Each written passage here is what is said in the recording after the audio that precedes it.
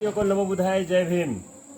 जैसा कि हम लोग जानते हैं कि बोध गया में महाबोधि महाविहार को मुक्त करने के लिए आज 12 फरवरी से आंदोलन चल रहा है। उस आंदोलन को साथ देने के लिए आज भी बहुत सारे लोग आ रहे हैं और आगे आने की आशा लोग दिलाते हैं। तो देखिए, हमारे पास एक महिला मौजूद है पटना से जो आई हुई है। आइए इनसे मिलकर कुछ जानकारी लेते हैं। सबसे पहले स्वागत है आपका।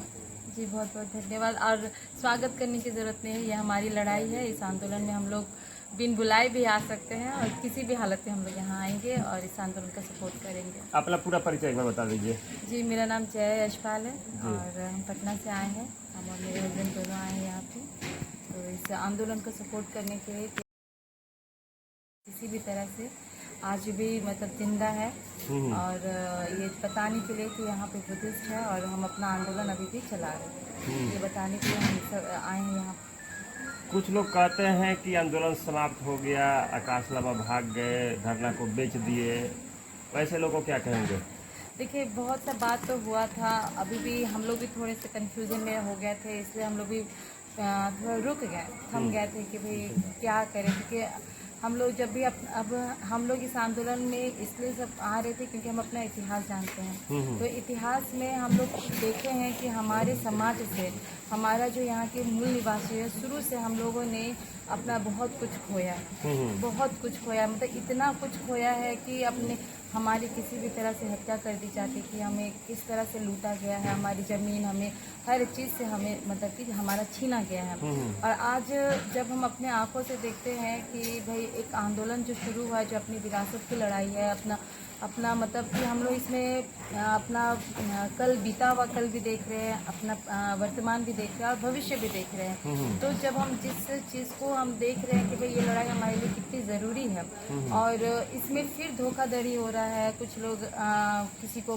बोल रहे हैं इस तरह से या कुछ इस तरह से बातें हो रही है, तो हम लोग भी थोड़े से असमंजस में थे कि क्यों अब हमारे समाज में ऐसे लोग क्यों आ रहे हैं। तो मतलब कि ठीक है, जो भी है जैसे भी है, हम लोग का जो आंदोलन हो रहा है ये तो गलत नहीं है। तो इस आंदोलन में हम लोग साथ देने आए क्योंकि लोग गलत हो जाए जो भी है, लेकिन ये आंदोलन गलत नहीं है। और हम लोग अब जो भी अभी हमारे आगे चल रहे हैं, हम जिनके पीछे चल रहे हैं, तो ठीक है, आज हमने उनको आगे किया है तो हमारी वजह से वो आगे है। तो कल को अगर हम सही है, ये आंदोलन सही रहेगा, तो जो गलत होंगे वो अपने आप बाहर चले जाएंगे, वो अपने आप किनारे हट जाएंगे। जिस तरीका से माहौल अभी बना हुआ है हमारे समाज में कि आंदोलन खत्म हो गया, आप यहाँ आए तो क्या पाए? मुझे तो लग रहा है कि आंदोलन है कम से कम हम लोग थोड़े से कम हुए, क्योंकि हम लोगों ने वो देखा है ना, जो मतलब कि आंदोलन के एकदम चरम सीमा में था कि हम लोग जीतने वाले हैं। हम लोग इतने सारे लोगों से मिले, इतने लोगों को मतलब हमने देखा है।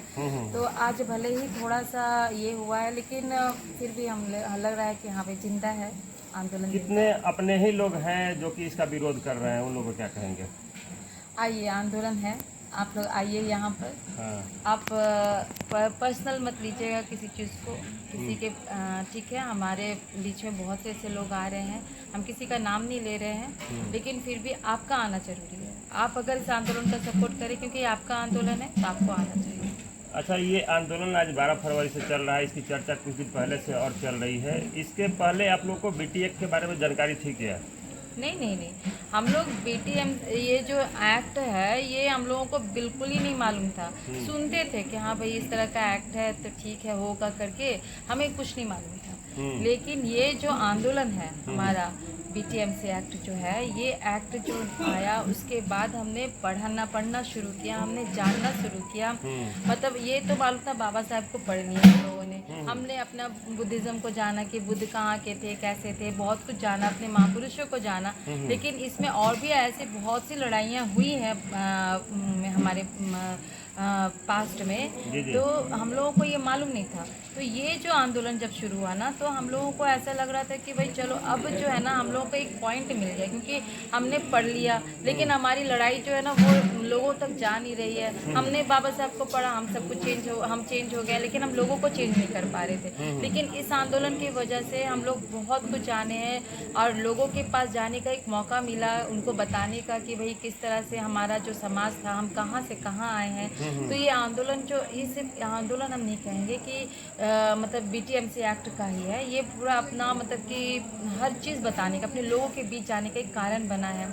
और बहुत सारा जो कॉन्स्पिरेसी जो थी, जो हमारे जो मनुवादी विचार के जो लोग हैं, जो कहते हैं कि यहाँ पे हमारे हजारों साल से हम पर जो शासन किया है, उनका जो था कि किस तरह से उनको हटाना है, किस तरह से हम लोगों के प्रति मतलब कि षड्यंत्र किया, हमारी चीज़ों को वो लेकर के अपना नाम दे दिए हैं। विष्णु के 9वें अवतार तक बताते हैं। विष्णु के 9वें, हम पूछते हैं भाई विष्णु है कौन? और अवतार शब्द गलत है ना, उन्होंने शब्दों का बहुत झोल ये किया है। अवतार का मतलब क्या होता है? एक होता है कि भाई मेरे खून का जो, या तो वैचारिक आप साथ दे रहे हैं मेरे साथ, या तो मेरा परिवार के हैं, या तो मेरे खून से संबंधित है, या तो मेरे विचार से संबंधित है। यही तो रिश्ता होता है समाज में, लोगों के बीच में। तो अवतार का अर्थ क्या है, पहले तो यही बता दें। पहले आप विष्णु तो छोड़ा, विष्णु है कौन? बुद्ध को मान रहा है लोग, आप जाते हैं बाहर जाते हैं, बोलते हैं बुद्ध की धरती से आए हैं, और भाई विष्णु का नाम ले लिया करो। अगर उसके अवतार है, बुद्ध तो छोटे हो गए ना, विष्णु बड़े हो गए हैं, तो भाई विष्णु का नाम ले लिया करो। विष्णु को कोई नहीं जानता है, ये गलत शब्द है। अवतार तो सबसे बड़ा षड्यंत्र है। पूजा करना जो होता है ना, पूजा करो, हर चीज का पूजा करो, ये बहुत बड़ा षड्यंत्र है। मंदिर आपको डुबा के रख देगा। हम तो अपने समाज को कहते हैं कि मंदिर जाना बंद करो, पूजा करना बंद करो, ये बहुत गलत शब्द है। श्रद्धा, आस्था, ये सब बहुत बेकार की बातें हैं, जिसमें आप लोग फंस कर रह जाते हैं। आपको कुछ मिलने वाला नहीं। पूजा मतलब आप किसी को कुछ भी कर लो, कितना भी माथा फोड़ लो, अगरबत्ती जला लो, फूल बत्ती जो करना कर लो, पूजा बोलते हैं ना करना, किसी के भी कर लो, आप अपने माँ बाप की भी पूजा कर लो, उससे कुछ नहीं मिलने वाला, कुछ भी नहीं। ये एक बहुत ही गलत शब्द है, अवतार गलत शब्द है। तो ब्राह्मणों ने जो शब्दों का जो खेल हमारे लोगों के बीच में किया है ना, तो ये बहुत बड़ा षड्यंत्र है। तो इस आप लोग बुद्ध विचारधारा के मानने वाले हैं। बुद्ध जो थे, जो कि पूजा पाठ के खिलाफ करीब थे, आज आपके टेम्पल में शिवलिंग बैठाया गया है, जिस तरीका से गौरी गणेश भी बैठाया गया है, पिंड दान किया जाता है, कैसे आप लोग सहन कर रहे हैं इस बात को? अरे मत पूछिए हम लोग कैसे सहन कर रहे हैं। बस हम लोग है ना बुद्ध को मान रहे हैं, इसीलिए हम लोग उनके मार्ग पर चलने वाले लोग हैं। इसलिए शांति का मार्ग अपना करके और बिल्कुल शांति पे तरीके से, और सरकार, क्योंकि हमें पता है कि जो सरकार में बैठी है वो मनुवादी विचार की धारा की है, जिन्होंने हमारे लोगों से सब कुछ छीना है, सिर्फ छीनने का काम किया है, हमसे लेने का काम किया है, और आज भी हमसे लेने का ही कोई ना कोई तरीका अपनाती है।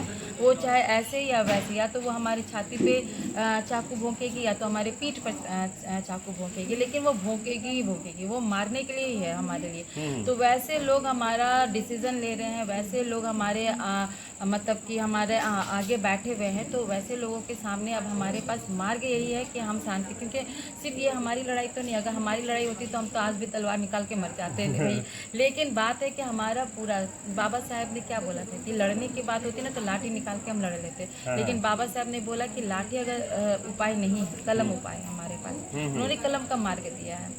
बुद्ध ने भी हमें लड़ना नहीं सिखाया है। उन्होंने भी हमें बोला है कि सही बात बोलो लोगों के बीच में जा करके, तो वो सुनेंगे। तो इसलिए हम लोगों ने उनका मार्ग अपने जो हमारे जो पथ प्रदर्शक है उनका हम लोगों ने अनुसरण किया है, उन्हीं के मार्ग पर हम चल रहे हैं। अच्छा, संविधान का जो आर्टिकल 13 कहता है कि संविधान लागू होने की पहले की प्रक्रिया सब शून्य मानी जाती है, आखिर ये आप लोग का एक अभी तक चला आ रहा है, क्या कहेंगे इस विषय में?